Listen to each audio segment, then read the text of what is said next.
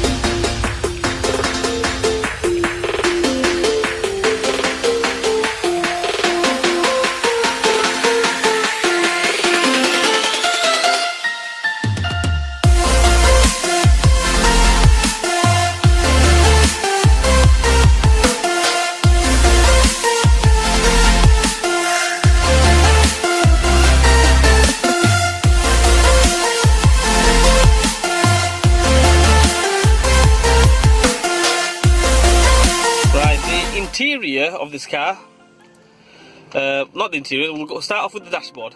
Dashboard of this car is good and bad, okay?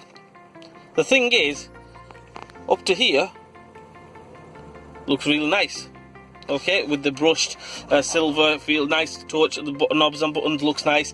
Then after that, what have they done? What have they done? What have they done? Doesn't look very nice, basically.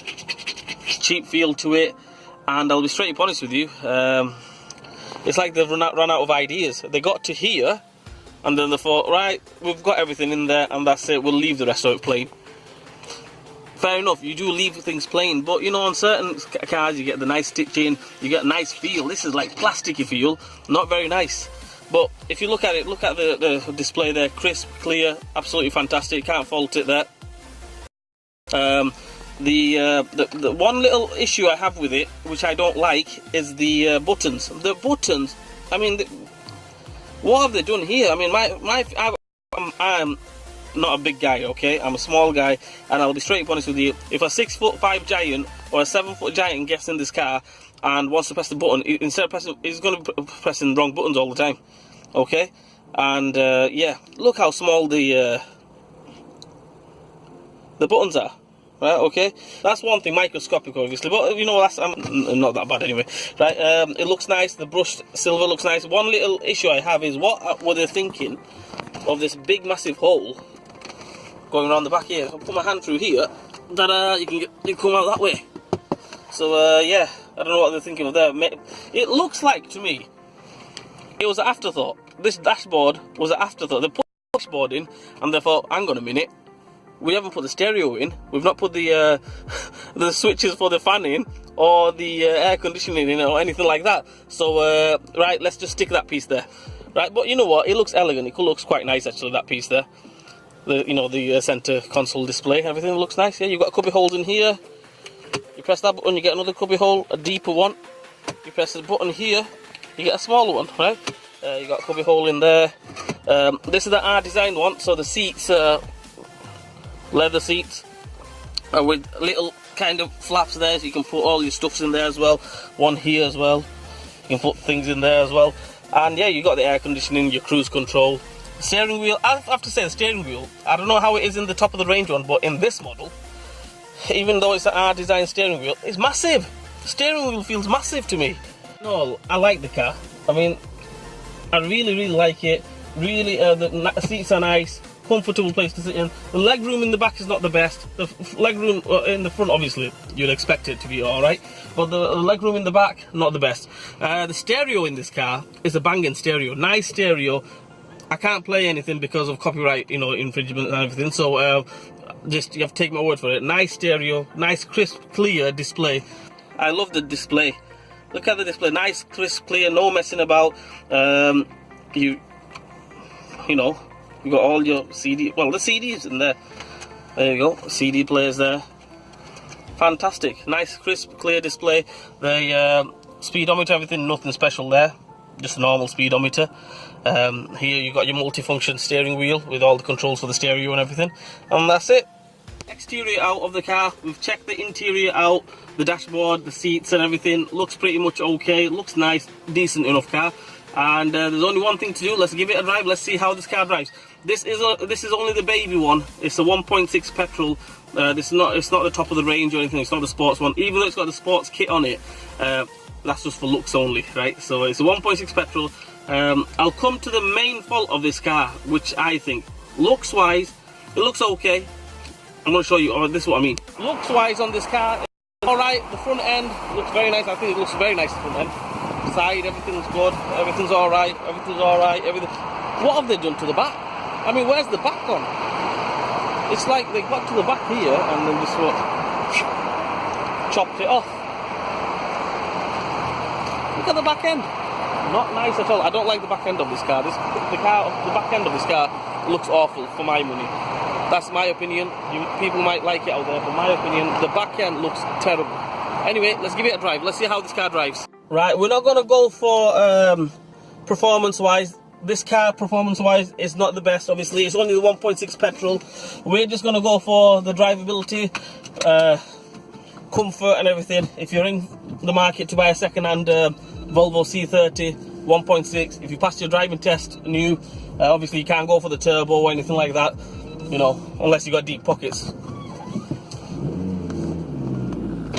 Well, 1.6 sounds quite thrown, sounds quite beefy.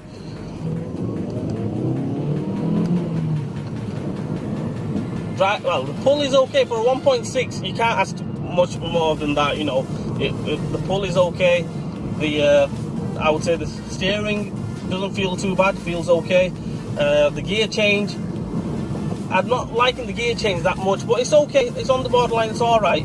It's not like the Hyundai one I did the other day where the gear is like sharp and snappy, you know. This one, it's okay.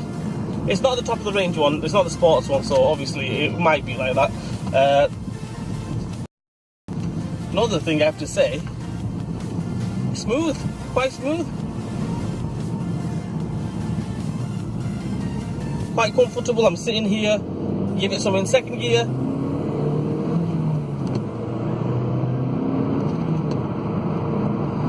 Not bad, it's okay, speed wise. The only other thing I would say, I'm not really, like as I mentioned it before, the steering wheel is massive steering wheel. That's basically it. Everything else on the car, it drives fantastic, like as you would expect Volvo, solid cars. The view is fantastic. I can't argue with the view. It's like I'm not looking over, oh, where's everything? I can see everything, absolutely fine. Some of these cars, you're like too low down, too high up. This one, I can see everything fantastic. The view to the rear is okay. The window in the back is okay. For the Honda Civic, some of the older Honda Civics, they got a thing through the middle. You can't see nothing. So this one, at least you can see everything in the back. All good. Common fault on these cars. Actually, it's not a common fault, but I'm going to come clean with this car. This car, basically, it's a Ford. Yeah, there's no two ways about it. It's got a Volvo badge on it, fair enough. Looks like a Volvo, designed as a Volvo and everything. But the chassis, chassis if you're in America, or the chassis, the engine, the wheelbase, everything, the suspension. I even went and changed the suspension. This is the reason why I've got this car. I've changed the wishbone and the shocker on one side of this car off a Ford Focus. So now you come to the dilemma: would you buy this one, or would you buy a Ford Focus? And straight up honest with you, I'll be straight up honest with you, the Ford Focus looks better. Well, leave it in the comment section below what you think, what you guys think. Does this one look better or the Ford looks better? I think the Ford all round looks better. The back end looks better. The back end on this one looks awful. I don't know what they've done to the back end on this one. And you would go for the Ford ST or the Ford RS, wouldn't you? Well, that's my opinion. I would go for the Ford, because it's exactly the same engine, the 1.6 engine in that. I've took a video of that. Check the engine out on this one. It's exactly the same as a Ford Focus engine. Like I said, I know this is the 1.6, as I mentioned before, but doesn't feel like a 1.6. It feels nippy. It feels, you know, like I can throw it about without really, you know, worrying too much. You know, will it stick on the road or not? You know, and the steering is nice. I love the steering. It's like it's not woolly, put it that way. You've got a feel for it, you know, feel for the road and everything. Well, let's see how the turning circle is on this car.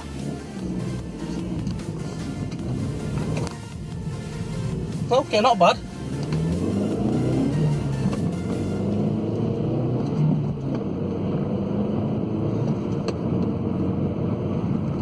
I like it. I like it. It's alright, it's not bad. Well, I have to say one thing about these cars. If you do go for the diesel one, I have driven the diesel one, the Ford Focus diesel, and the Volvo C30 diesel. When you're setting off, like for instance now, I'll come to a stop. There's no cars behind me. I'll just come to a stop, right? So on this one, no problem at all. It sets off fantastic. On the diesel ones, when you try giving it some, or the turbo ones, it's got torque steer. Basically, the steering wheel will try to, the car will try to wander off in a particular direction, and the steering wheel will shake. That's called torque steer. And you just have to worry about, I mean, then again, if you're going to hammer it, drive like an idiot, then obviously that's going to happen. Anyway, guys, nothing much more to report on this car. I love this car. I'll be straight honest with you. I love it. Don't get me wrong. I like the car, right? I like the way it looks. 3/4 of the car, right? The last quarter is rubbish. Well, we won't go into that. But like I said, would one buy one?